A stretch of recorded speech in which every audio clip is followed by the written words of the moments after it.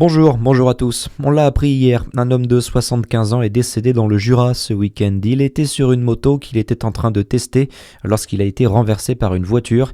Ça s'est passé samedi midi sur la commune de Brevant. La victime était l'un des adjoints au maire de la commune de Saint-Vit dans le Doubs près de la frontière jurassienne. Une enquête est ouverte mais l'automobiliste de 28 ans semble irréprochable selon les premiers éléments. Une quarantaine d'avocats du barreau de Dijon a manifesté hier. Ils se sont donné rendez-vous devant la cité judiciaire pour protester contre le projet de réforme baptisé SUR du ministre de la Justice. Gérald Darmanin souhaite instaurer le plaidé coupable en matière criminelle. C'est l'origine de la grève de nombreux barreaux en France depuis début avril.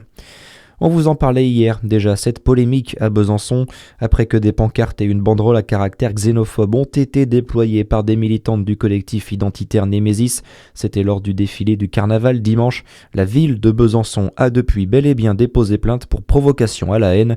Elle avait déjà saisi la justice en 2024 pour des faits similaires.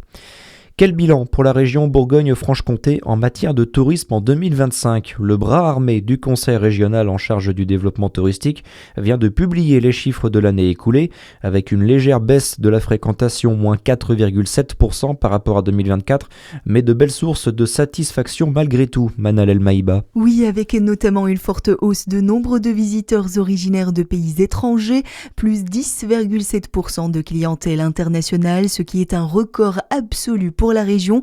Les visiteurs étrangers qui proviennent en grande majorité de l'Union européenne, notamment d'Allemagne, de Suisse et des Pays-Bas. Il faut noter aussi l'essor de l'hôtellerie de plein air en augmentation de 3,7% par rapport à 2024. Une fréquentation due à un phénomène ces dernières années, l'augmentation du nombre de campeurs en France. Enfin, les premiers résultats de la saison hivernale dans les montagnes du Jura apparaissent globalement stables pour l'instant. Et la région Bourgogne-Franche-Comté qui prévoit plusieurs actions en 2026 pour renforcer l'attractivité touristique et mieux accompagner les professionnels du tourisme. Dans le reste de l'actualité, le ministère de l'Éducation nationale lance une enquête administrative après la séquestration d'un enfant en Alsace. On le rappelle, ce garçon de 9 ans a été enfermé pendant plus d'1 an dans une camionnette dans le Haut-Rhin. Son père l'avait désinscrit de son établissement scolaire après un déménagement sans le réinscrire ailleurs. L'homme de 43 ans qui a été placé hier en détention provisoire. Le recul du gouvernement sur la fête du travail, le Premier ministre ne convoquera pas la commission mixte paritaire pour statuer sur la loi sur le travail le 1er mai, une mesure dénoncée par les syndicats. Et puis c'est une fierté locale qui était de passage chez elle hier soir.